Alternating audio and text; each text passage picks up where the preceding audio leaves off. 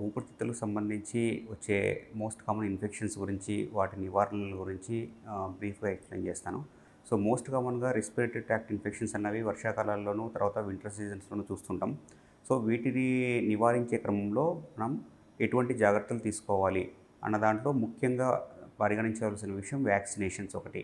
So, యూజువల్‌గా vaccination అనంగానే చాలామందికి ఉన్న అభిప్రాయం ఏంటంటే, వ్యాక్సినేషన్ అనేది చిన్న పిల్లల్లో ఇచ్చే ఇంజెక్షన్స్ కదా! ఇన్ఫెక్షన్స్ రాకుండా అన్నది ఒక అపోహ. కానీ అందరూ తెలుసుకోవాల్సిన విషయం ఏంటంటే, ఊపిరితిత్తులకి వచ్చే ఇన్ఫెక్షన్స్ రాకుండా పెద్దవాళ్ళలో కూడా వ్యాక్సినేషన్ అనేది మనం ఇచ్చుకోవచ్చు. సో, ఇందులో ముఖ్యంగా వ్యాక్సినేషన్స్ అన్నవి 2 రకాలుగా ఉంటాయి. ఒకటి వచ్చేసి నిమోకోకల్ వ్యాక్సిన్, రెండవది వచ్చేసి ఇన్‌ఫ్లుయెంజా వ్యాక్సిన్.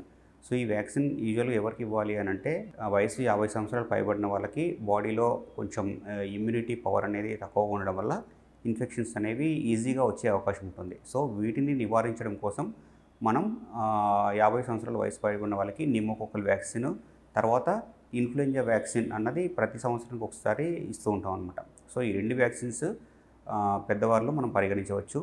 50 సంవత్సరాల కన్నా తక్కువ వయసున్న వాళ్ళు కూడా ఇన్ఫెక్షన్స్ తీసుకోవడం అవసరమా అంటే, ఎవరికైతే pre existing lung diseases like అంటే ఆస్త్మా గానీ, క్రానిక్ బ్రాంకైటిస్ గానీ, ఇంటర్స్టిషియల్ లంగ్ డిసీజ్ గానీ, బ్రాంకిక్టసిస్ గానీ, సో ఈ డెవలప్‌మెంటల్ అనామలీస్ ఉన్న వాళ్ళకి, డయాబెటీస్ ఉన్న వాళ్ళకి, వీళ్ళలో ఎవరిలో అయితే బాడీ ఇమ్యూనిటీ పవర్ తక్కువ ఉంటదో వాళ్ళలో కూడా వయసుతో సంబంధం లేకుండా ఈ నిమోకోకల్ వ్యాక్సిన్స్ అన్నవి, ఇన్‌ఫ్లుయెంజా వ్యాక్సిన్స్ అన్నవి మనం ఇవ్వడం ద్వారా మోస్ట్ కామన్‌గా వచ్చే కొన్ని రకాల ఇన్ఫెక్షన్స్ నుంచి మనల్ని మనం ప్రొటెక్ట్ చేసుకోవచ్చు.